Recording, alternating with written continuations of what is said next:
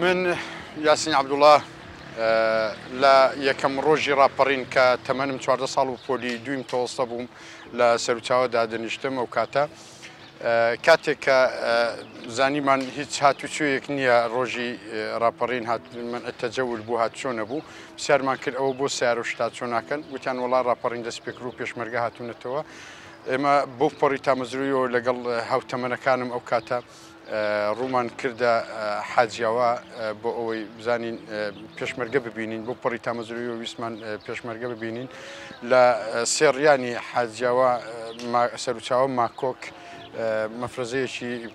سەیتەرەی پێشمەرگە هەبوو لە دوورەوە وامانزانی کە جاشەکانن چکە کاتی خۆی جاشەکانش بۆ جۆرە جلوبەرگی کوردیان لەبەر بوو تا لیان نزیک بووینەوە لێمان پرسین ئێوە چین گوتیان ئێمە پێشمەرگەین بێ ئەوەی بپرسین پێشمەرگەی چ لایەنێکن یان پێشمەرگەی چ حیزبێکن باوەشمان پێداکردن بۆ پەڕی تامەزرویەوە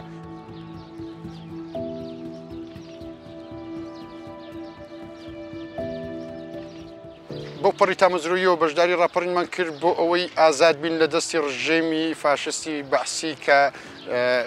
خەڵکی هەرێمی کوردستان کوردستانی باشووری دەچەوساندەوە و بوو کە دوای چیمیا باران و ئەنفال و ئەمانە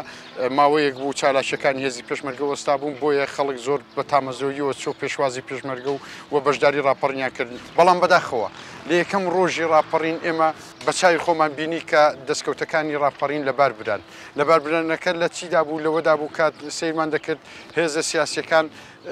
ینی بە جۆرێک دابشکاری و داگیرکاری و تاڵانیان دەست پێ کرد کە ئەمە بووە هۆی ئەوەی کە هەر بەڕاستی من ئەو کاتی وەک منداڵێک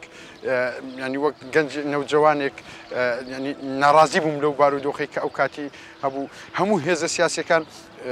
مۆری حیزبەکەی خۆیان لەسەر ئیشاعەیەک هەڵکەند بوو هەر دایرەیەکی حکومی هەر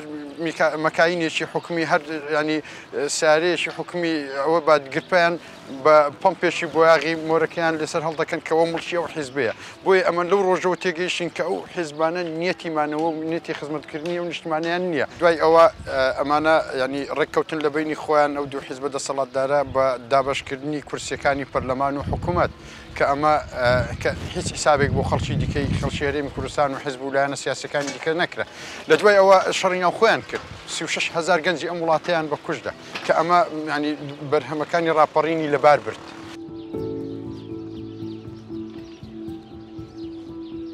بەرهەمی ڕاپەڕین چۆ جیفانی دوو حیزبی بنەماڵی دەسەڵاتدار کە 33 ساڵە لەسەر حکومن و دابەشیان کردو بەسەر خۆیان دابێ ئەگەر ئەمڕۆ حیزبێک لێرە بڵێ من بەشداری ئەوە نیم ئەنی دابشکاریە نیم بەپێی سنوور و دەسەڵاتەکانی خۆی بڵێ بەشدارە و شەریکە لەو دابشکاریە بەرهەمی ڕاپەڕین بۆ ئەسپی کوڕە بەرپرسەکان بوو بۆ ئالیکی ئەسپی کوڕە بەرپرسەکان و کەسوکاری شەهیدان و بەشداربووانی ڕاپەڕین بەرهەمی ڕاپەڕین کە ینی ئەوە بکەین ئەوە تا بەرهەمی ڕاپەڕین دەرسۆدانە مەزراوەکانمان شاهیدن کە بەرهەمی ڕاپەڕین بۆ چێ بووە گەنجە بێکارەکانی ئەم شارەمان شاهیدن کە بەرهەمی ڕاپەڕین بۆ چێ بووە سەیریکەن پاشی 2 ساعت 3 ساعتی دیکە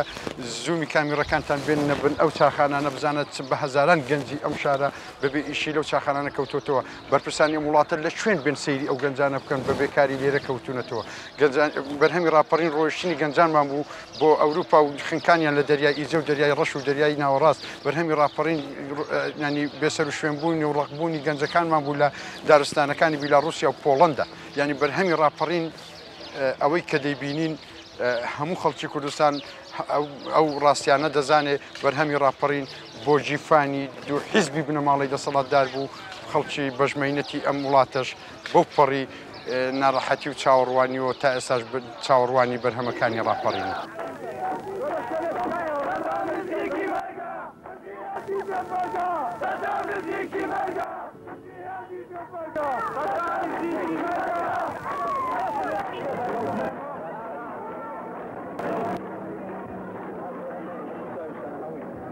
Thank you.